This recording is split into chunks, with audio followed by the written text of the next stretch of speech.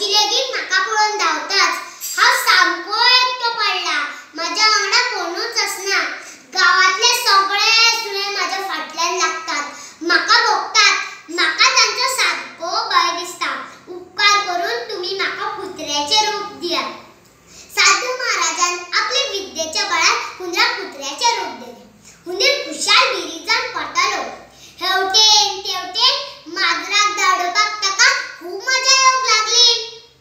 कांय दीस बरे गेले मनांतलो कुत्र्याचो भंय गेलो पूण कितें कुत्र्याच्या रुपान रावन हुंदराक वागांचो भंय दिसूंक लागलो वागान एक उडी घातल्यार हांव त्याच्या भोकीक पडटलो हुंदीर चिंतूंक पडलो परतून आश्रमात गेलो साधू महाराजाचे पाय धरले साधू महाराज म्हाका कुत्र्याच्या रुपान रावन आता वागांचो भंय दिसूंक लागला तुमी तुमचे विद्येन तुमच्या शक्तीन म्हाका वागाचे रूप दियात परतून साधून हुंदराच्या म्हणणे मान्य केले हुंदीर आता वागाच्या रुपात जंगलात फिरूंक लागलो